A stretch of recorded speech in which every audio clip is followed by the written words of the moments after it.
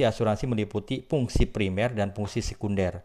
Fungsi primer ini adalah fungsi utama. Yang pertama ya, adalah pengalian resiko, risk transfer.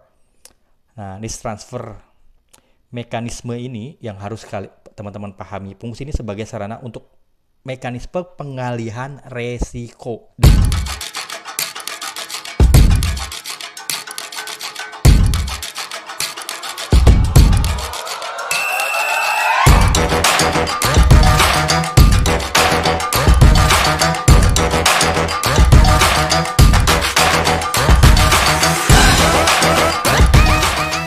Sepakati oleh para pihak di awal.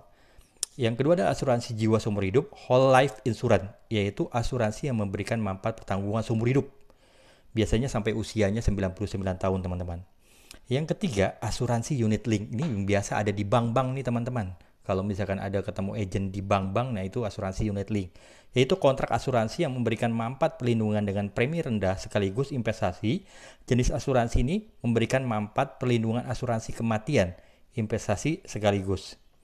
Nah, fungsi asuransi sendiri terdapat dua fungsi asuransi, sebagaimana dijelaskan dalam buku Cara Mudah Mengenal Asuransi, yaitu fungsi asuransi meliputi fungsi primer dan fungsi sekunder. Fungsi primer ini adalah fungsi utama. Yang pertama ya, adalah pengalian resiko, risk transfer.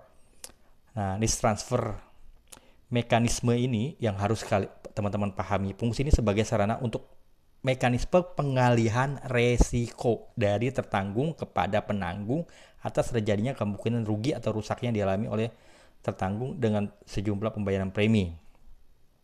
Nah, premi asuransi yang dibayarkan oleh tertanggung harus wajar dan seimbang, teman-teman, dengan tingkat resiko yang akan diterima oleh pihak asuransi, equitable premium. Dengan demikian, perusahaan asuransi memiliki dana yang cukup sehingga dapat membayarkan kewajibannya kepada nasabah yang mengalami kerugian. Yang kedua adalah fungsi sekunder. Fungsi sekunder asuransi sebagai perangsang pertumbuhan ekonomi dan usaha, mencegah kerugian, mengendalikan kerugian, memiliki manfaat sosial dan sebagai tabungan atau investasi, teman-teman.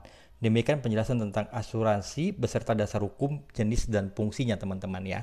Itu adalah sedikit luarnya ya untuk tentang asuransi jiwa dan juga asuransi kerugian. Untuk asuransi jiwa sendiri sangat panjang, teman-teman ya, kalau ketika dijelaskan gimana sih cara belinya, terus usia berapa kita misalkan membeli asuransi, gimana sih proses klaimnya ketika terjadi resiko. Nah, ini memang harus teman-teman pahami gitu, karena kita paham sendiri ya kan, banyak masyarakat Indonesia tidak memahami asuransi. Bayangkan masih dari 300 juta penduduk Indonesia mungkin baru 20%-nya atau 3%-nya saja ikut asuransi.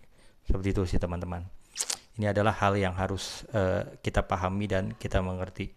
Mungkin itu saja yang bisa saya sampaikan ya, teman-teman ya, karena memang nanti saya akan lebih jelaskan lebih detail tentang bagaimananya. Ya, mungkin itu aja yang bisa saya sampaikan. Tetap semangat dan salam sehat. Yuk, assalamualaikum warahmatullahi wabarakatuh. Selamat siang.